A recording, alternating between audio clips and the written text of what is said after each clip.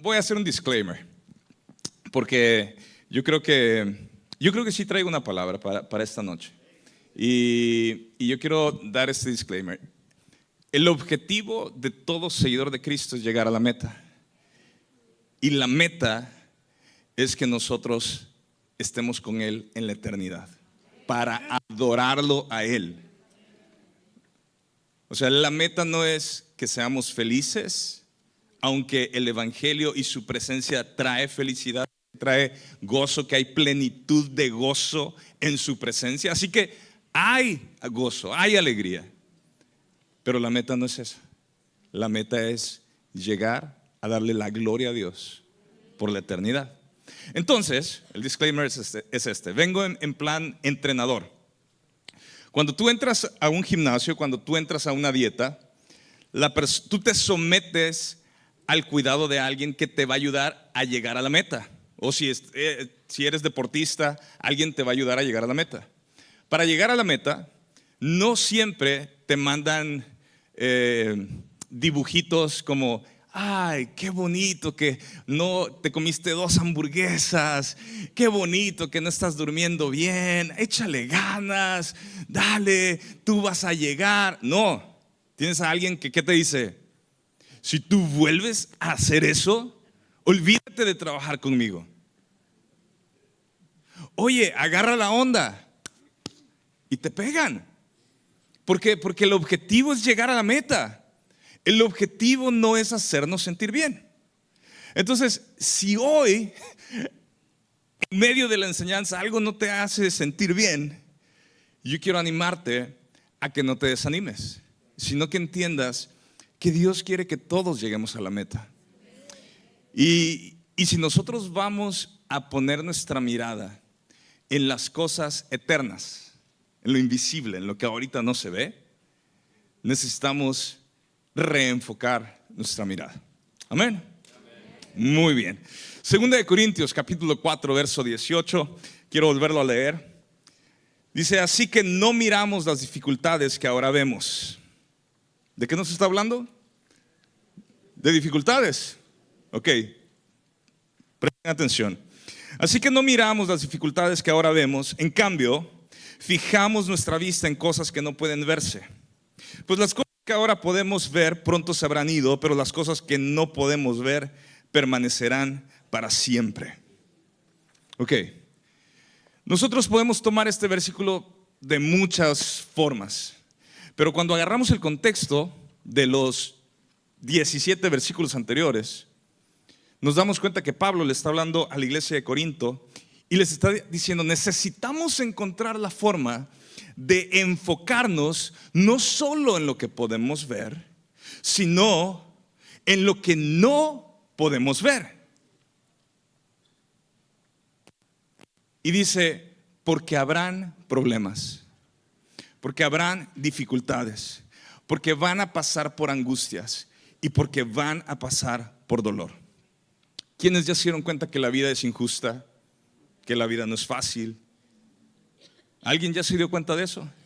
Si no te has dado cuenta de eso, solo es cuestión de tiempo para que te des cuenta.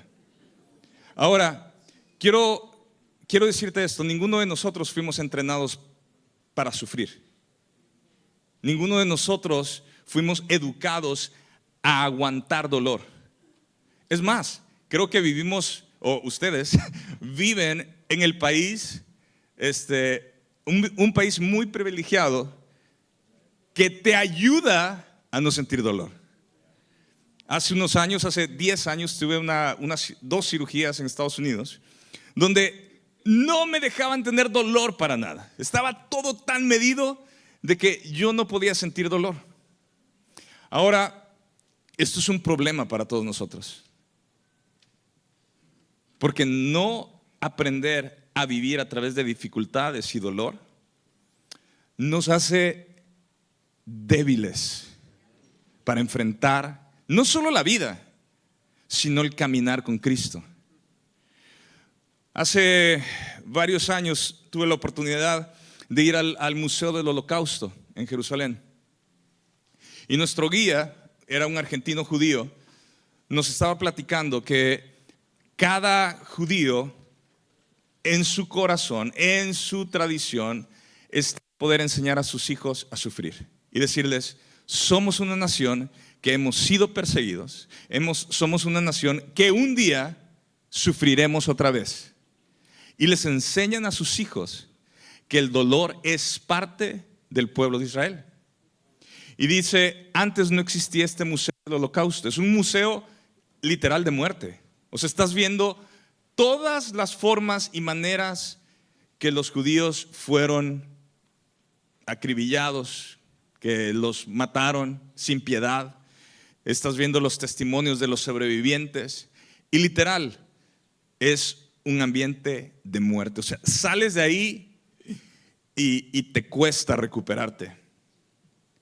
Y él dice: ahora que existe este museo, el objetivo de cada padre cuando llega a sus 13 años, sus hijos, es que vengan y vean sus antepasados, para que entiendan cómo nosotros necesitamos enfrentar la vida.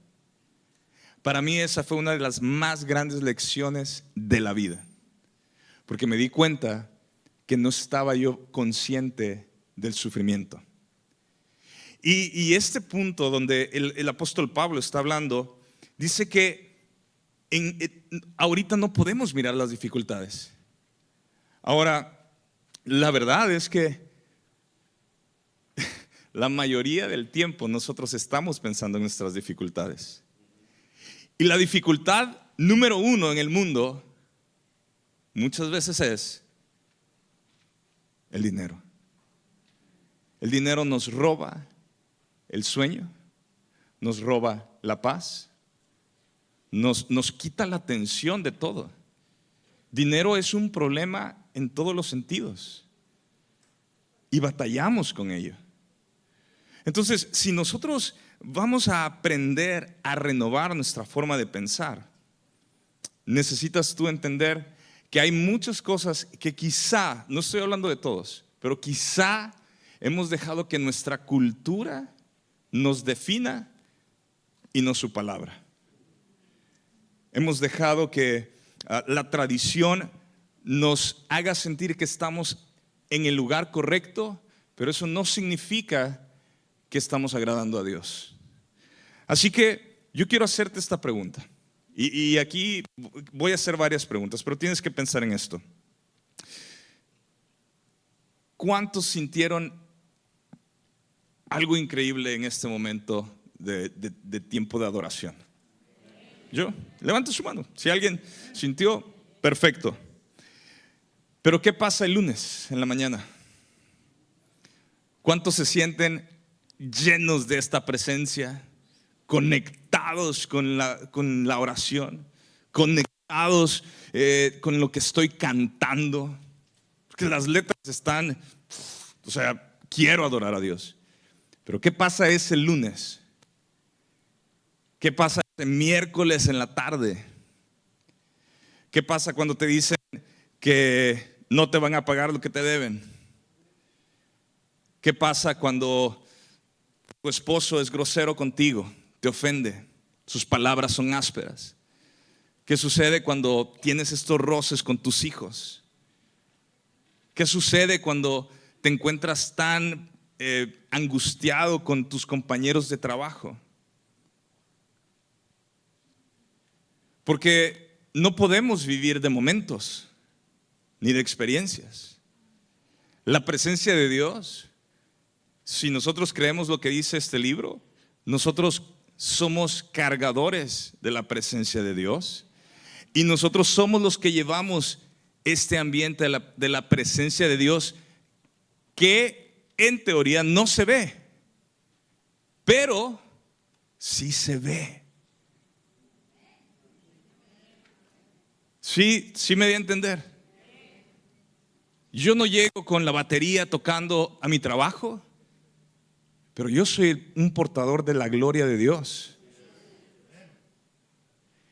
Y yo quiero que podamos esta noche entender que el apóstol Pablo, cuando dijo en Romanos 12:2, necesitamos renovar nuestra forma de pensar para que podamos ser transformados, tiene que ver con esto. ¿Por qué la mayor parte del tiempo estoy pensando en cosas terrenales. Y si estás tomando apuntes, anota ahí, ¿en qué es lo que pienso?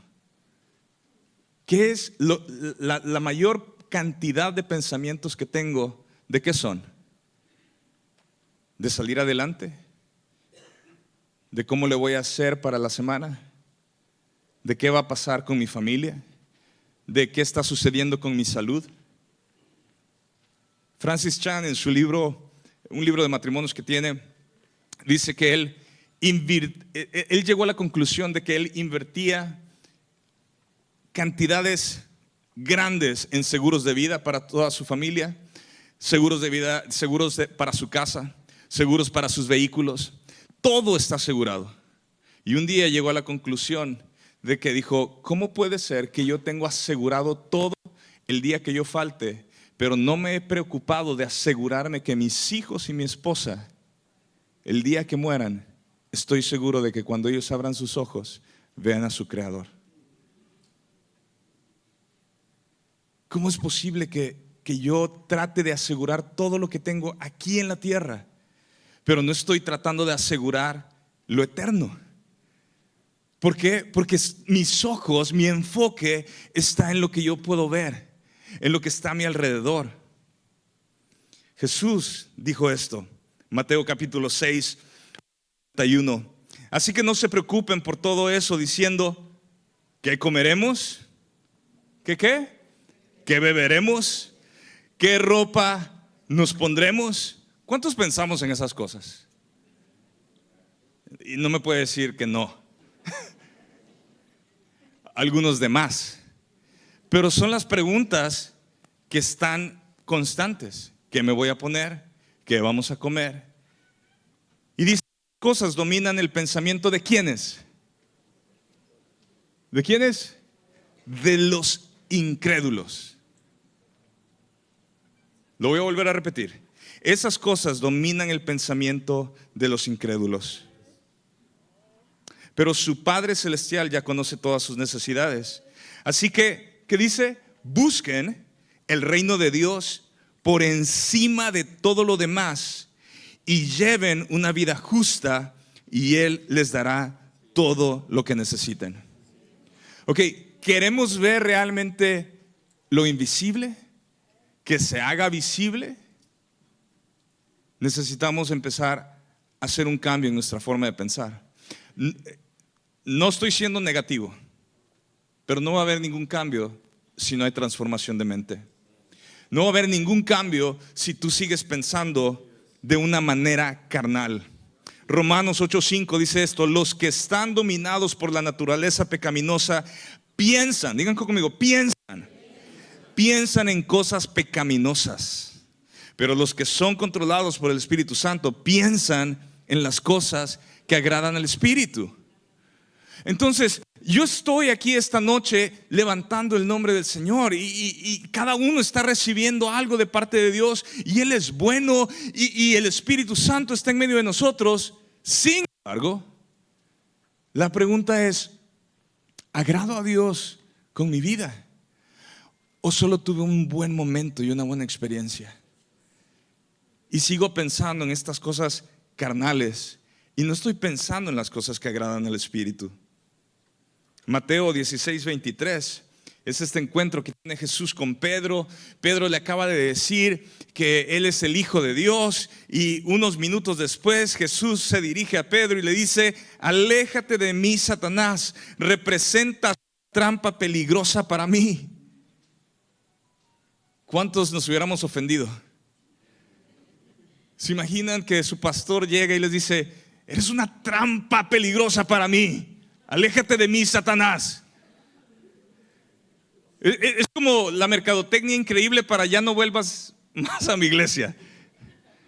Gracias, no te queremos. ¿Y quién lo dijo? Jesús. Jesús estaba preocupado por atraer gente. Jesús estaba interesado en que llegaran ¿a dónde? A la meta, a que conocieran al Padre a través de Él. Y dice esto: ves las cosas solamente ¿desde qué? Del punto de vista humano, no desde el punto de vista de Dios. Y la verdad, y me incluyo, la mayoría estamos muy acomodados a tratar de vernos muy intelectuales, muy de que cabemos en cualquier lugar y que sabemos expresarnos y hablar y que no me vean como alguien retrógrada cristiano, sino que soy abierto de mente y quiero explorar todo. ¿Es realmente eso lo que la Escritura nos dice? ¿O que nosotros reflejemos con nuestra vida a Jesús? Si tú ahorita te estás dando cuenta, ¿sabes qué? Yo todo lo veo desde un punto de vista humano. Mis finanzas, mis relaciones, mi noviazgo, mi matrimonio, mi trabajo, todo es humano. Todo, todo, todo. Nunca le digo, Señor, ¿quieres tú esto? Señor, ¿qué quieres con lo que estoy haciendo? Así que yo quiero que podamos leer Hebreos capítulo 11, verso 23 al 27. Y si me ayudan con el reloj para... Ahí está, ya lo vi.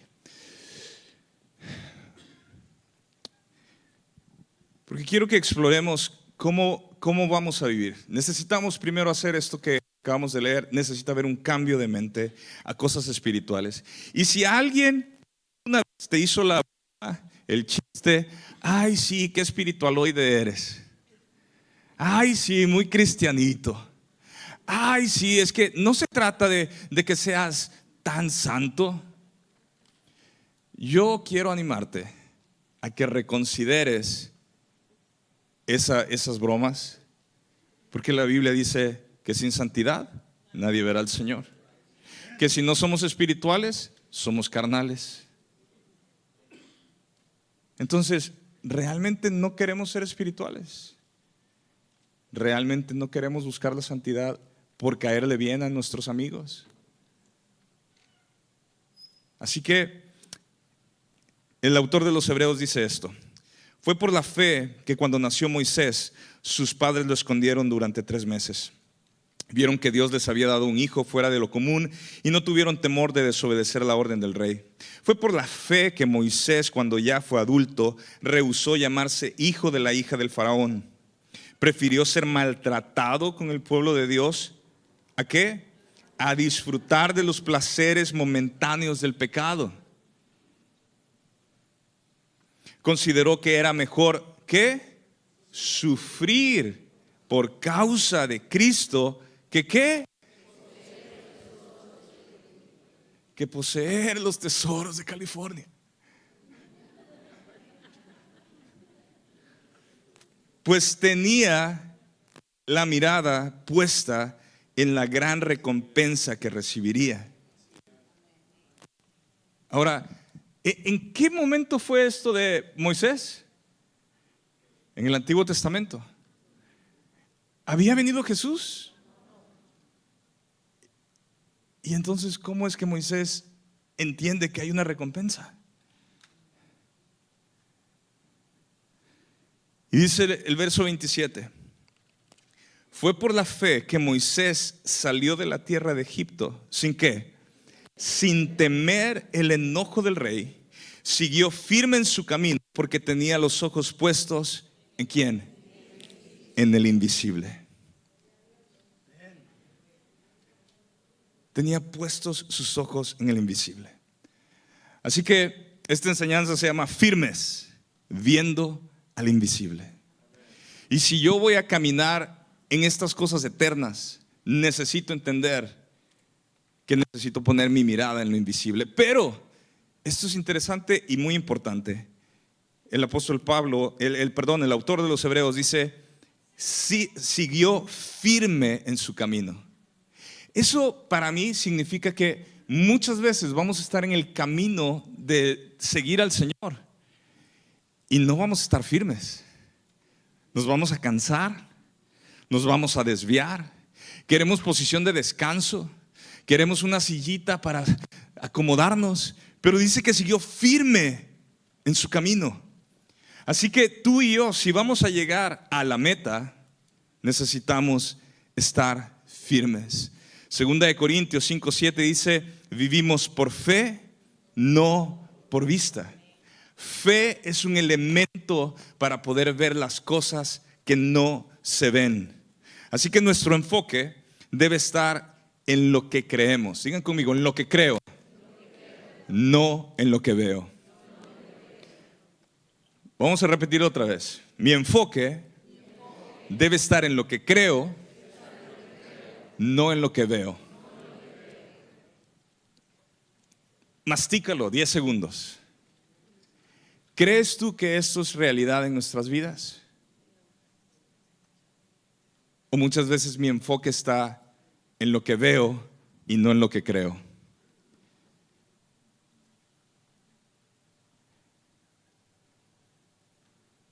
¿Tienes diabetes? Necesito medicamento. Necesito ayuda a un doctor. Mi convicción, ¿qué dice? Mi ayuda viene del Señor. Que su voluntad no es que ninguno esté enfermo, que por sus llagas hemos sido sanos. Ahora, no estoy diciendo que no vayas al médico, pero si mi primera respuesta es mi realidad es que soy un enfermo, entonces ¿cómo puedo caminar en lo que no he visto todavía? ¿Cómo puedo caminar en lo que no alcanzo a ver? Pero mi convicción dice que Dios quiere sanarme, pero mis estudios dicen: estoy enfermo, estoy enfermo. Nuestro enfoque necesita cambiar. ¿Y sabes qué es lo que sucede cuando nuestra realidad es lo que vemos? Todos nos paralizamos. Nos entra un temor. ¿Cómo le voy a hacer con ese desafío económico? ¿Cómo le voy a hacer? Yo quiero estudiar esta carrera, pero no tengo dinero. Ay, yo quisiera hacer esto, pero no me alcanza. ¿Cómo quisiera ser alguien saludable, pero estoy enfermo? Y empezamos a estar paralizados. Es más, ahora quiero salirme de nuestras cosas personales. ¿A cuántos Dios les ha hablado? Así, claramente. Sal y predícale a esa persona. Háblale de Cristo a esa persona. Y te quedas paralizado. ¿Cómo le hablo? Yo no sé hablar. ¿Qué me va a decir? Se va a ofender. Ese es el trabajo de los pastores. Ese no es mi trabajo. Es más, muchas veces pensamos que nuestro trabajo es traer gente aquí. Ese no es el trabajo. Qué bueno que traigas a gente, pero deja de traer gente para que alguien les predique. Si Dios te está hablando a ti. Pero nos quedamos paralizados. Y empiezan nuestras matemáticas. Es muy arriesgado. Me va a cambiar mis planes. O sea, quiero volver a esto. Llegar a la meta nos va a costar a todos.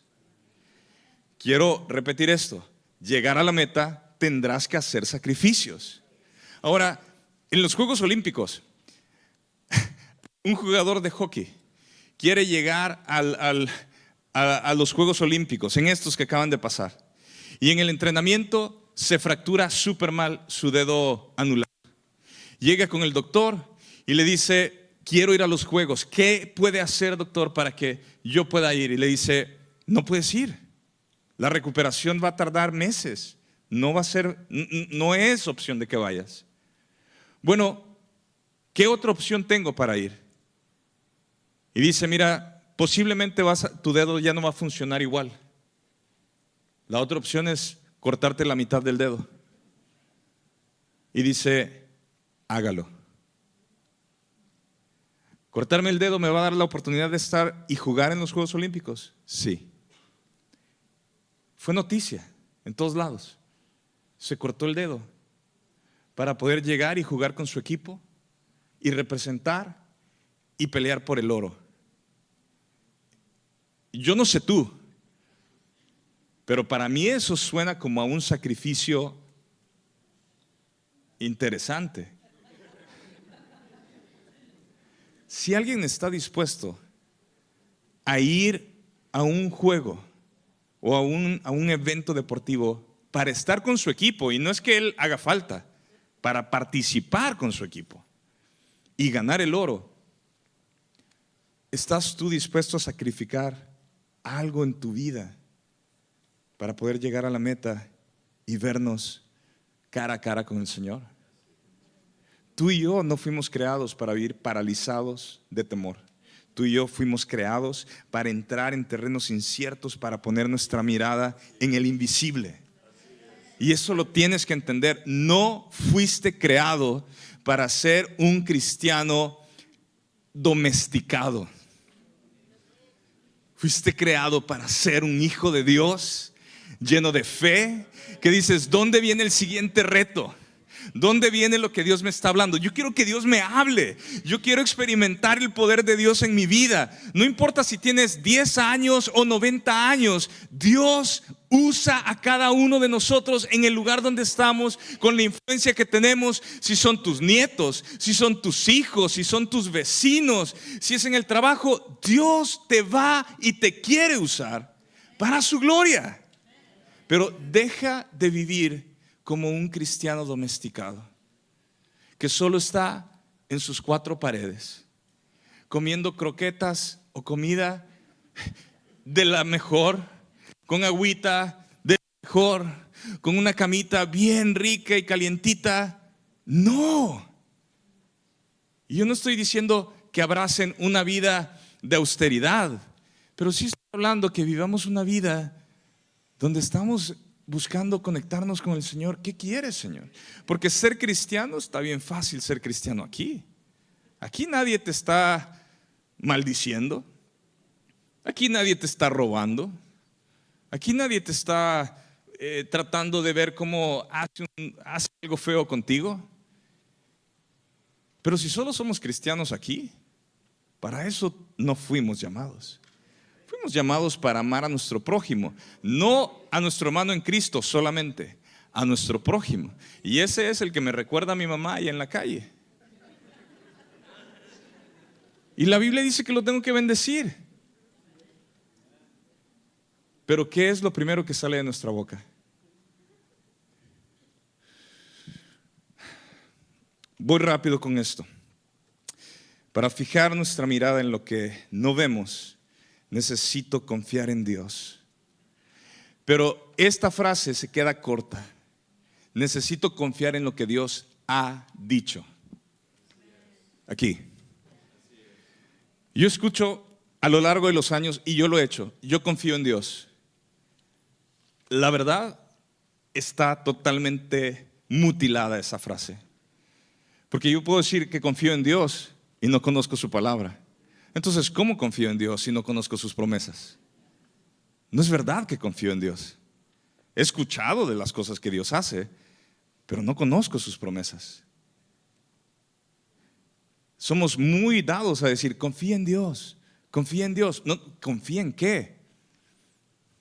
¿En qué puedo confiar? Cuando alguien pide un consejo tuyo, le dices, confía en Dios.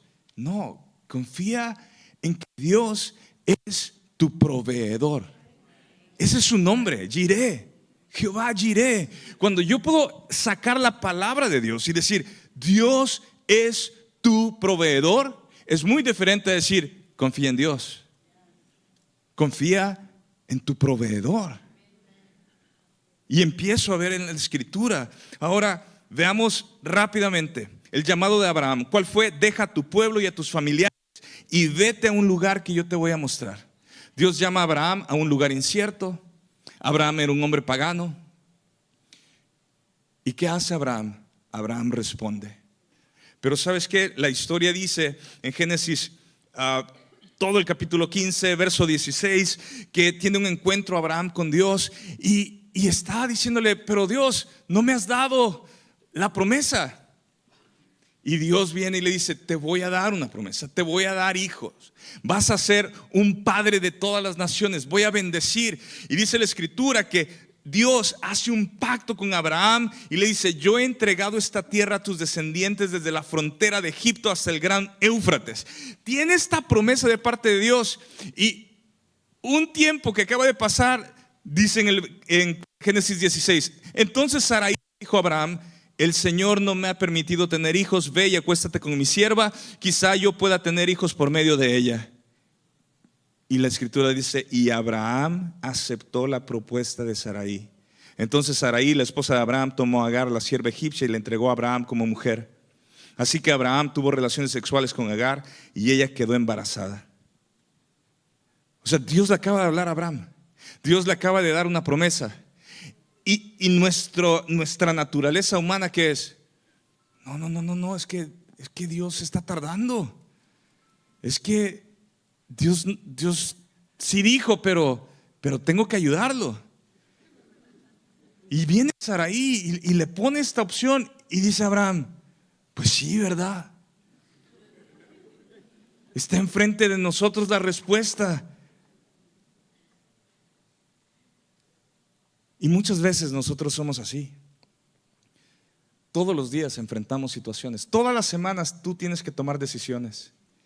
Y nuestras decisiones las basamos en cómo me siento, en lo que tengo, en lo que me dijeron mis amigos que no aman a Cristo, que no honran a Cristo, en lo que dice el periódico, en lo que dice alguien más que no honra a Dios. Nos dejamos llevar por libros que son muchos, a veces son necesarios y muy buenos, pero ¿por qué sigo a alguien que no honra a Dios? ¿Por qué no busco primero en su palabra qué dice Dios? Y después busco un buen libro que me ayude a crecer en las áreas de oportunidad que tengo. Pero muchas veces tengo muchos más libros de autosuperación personal y de lograr negocios y de cómo lograr las cosas en este mundo terrenal, cuando la Biblia dice que no hagamos tesoros aquí en la tierra, que hagamos tesoros en el cielo. Y si tú y yo vamos a hacer este cambio de pensamiento, y si tú y yo necesitamos empezar a confiar no solamente en Dios, en su palabra, entonces ahora sí podemos practicar estar en la presencia de Dios. Practicar la presencia de Dios no es algo místico. El salmista en el Salmo 119 dice, verso 25, estoy tirado en el polvo. Dice, revíveme con tu palabra. Te conté mis planes y me respondiste. Ahora enséñame tus decretos. Ayúdame a comprender el significado de tus mandamientos y meditaré en tus maravillosas obras. Lloro con tristeza, aliéntame con tu palabra. Líbrame de mentirme a mí mismo. Dame el privilegio de conocer tus enseñanzas. He optado por ser fiel. Estoy decidido a vivir de acuerdo con tus ordenanzas. Cuando la presencia de Dios está en un lugar, es porque su palabra es levantada. Yo creo que el problema de muchos cristianos es que no conocemos su palabra.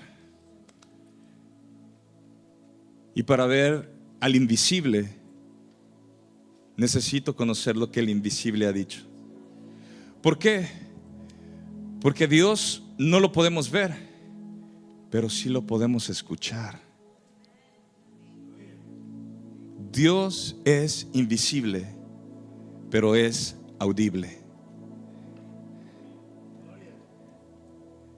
Y cuando yo empiezo a escuchar las verdades de su palabra, entonces el primer paso es que sale de mi obediencia. Y posiblemente el domingo hablemos de estos enemigos que nos impiden enfocarnos en las cosas de la eternidad. Pero yo quiero sembrar en ti, porque en unos minutos este lugar nuevamente nosotros vamos a convertirnos en altares de adoración, cada uno de nosotros. Voy a empezar a levantar su voz. Pero yo creo que necesitamos decirle: Señor, mi mirada, mi enfoque está en lo terrenal, no está en las cosas eternas.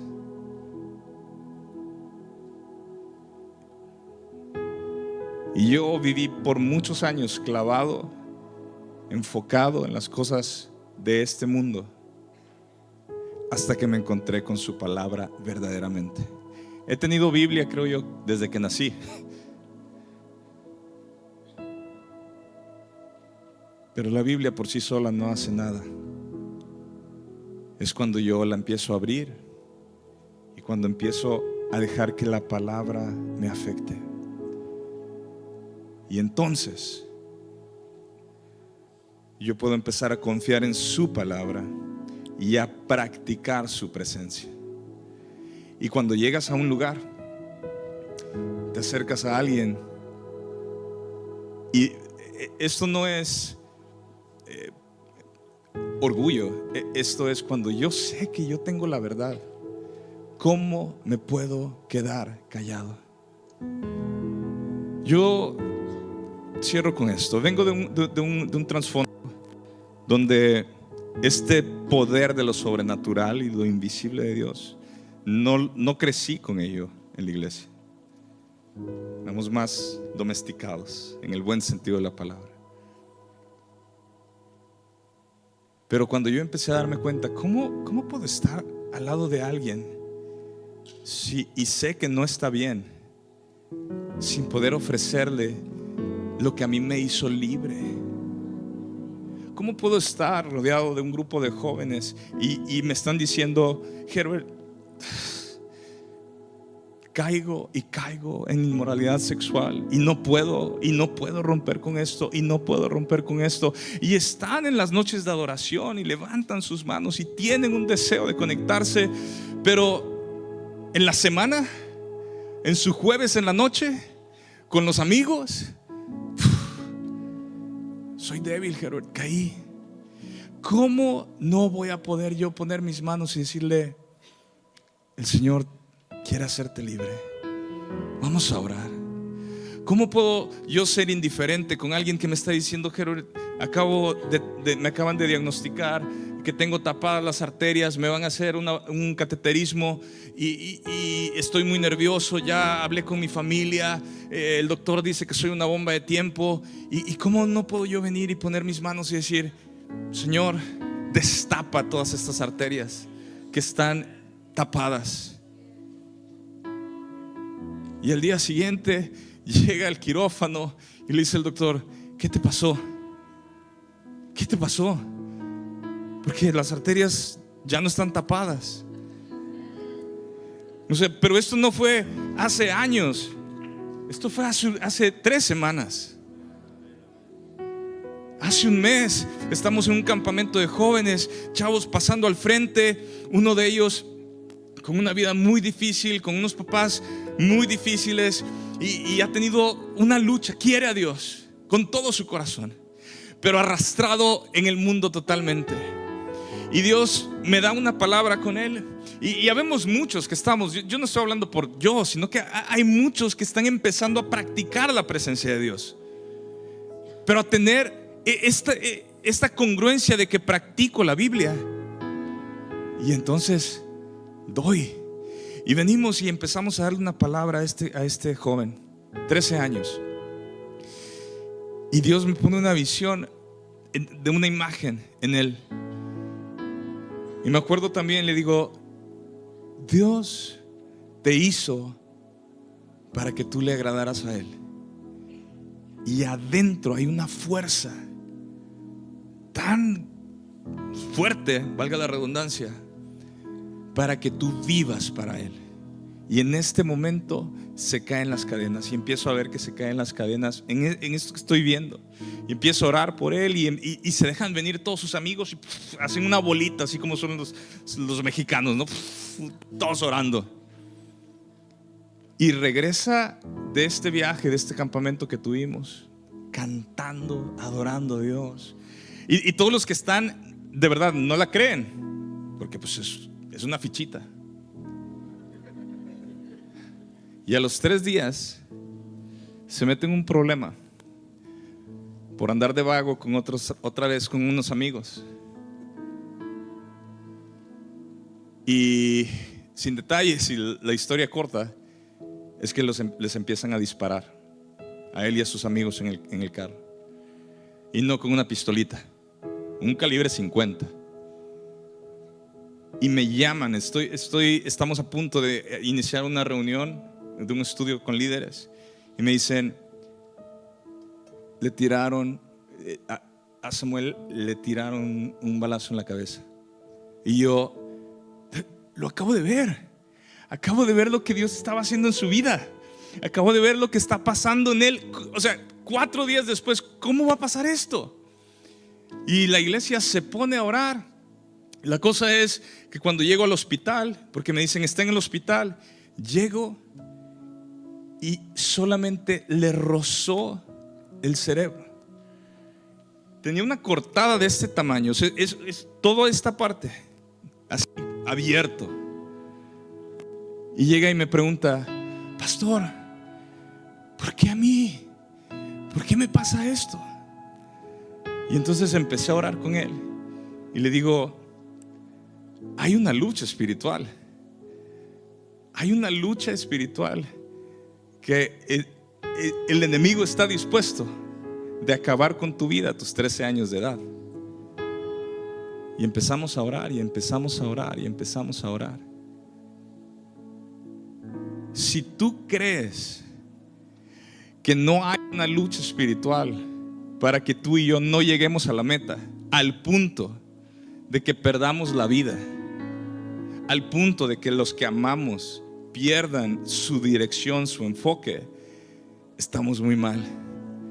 Pero tenemos tanto miedo de perder nuestro trabajo, de perder ese negocio, de perder esa novia, de perder ese novio, de perder ese coche, de perder ese estatus.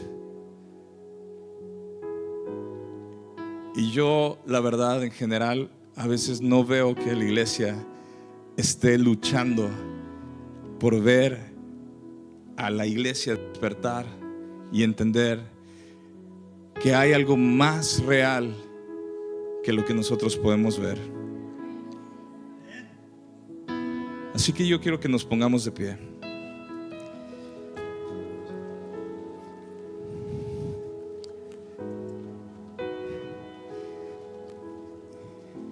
Y yo sé que en nuestra mente esto de la iglesia, de que ya sabemos qué va a pasar, a veces nos limita. Pero que si en lugar de tú decir, bueno, ahorita van a orar y después va a otra cosa, ¿por qué no tomas tiempo tú de ser honesto delante de Dios? Ahí donde estás.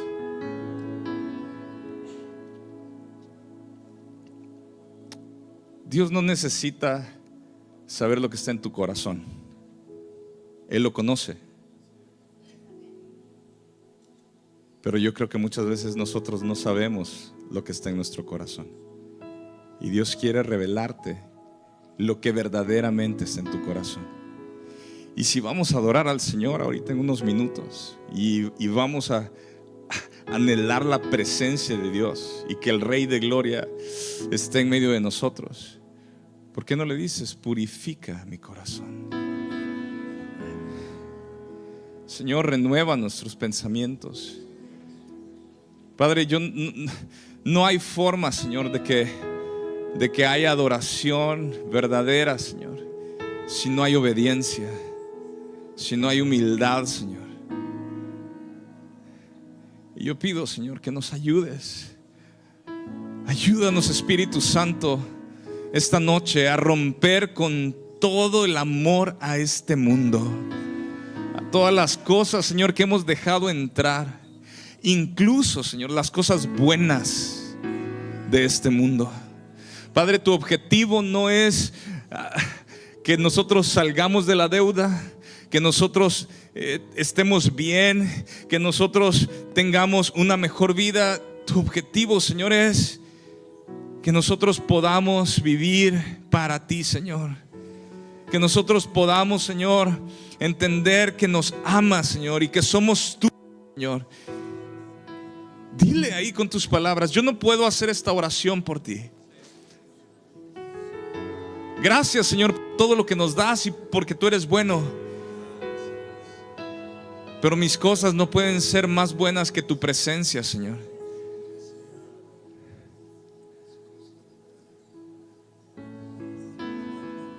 Espíritu Santo, yo confío en el poder de tu palabra en este momento, que nos redarguye de la vana manera de vivir en la que vivimos, Señor. Padre, yo te pido que nos ayudes a no amar este mundo más que tu presencia.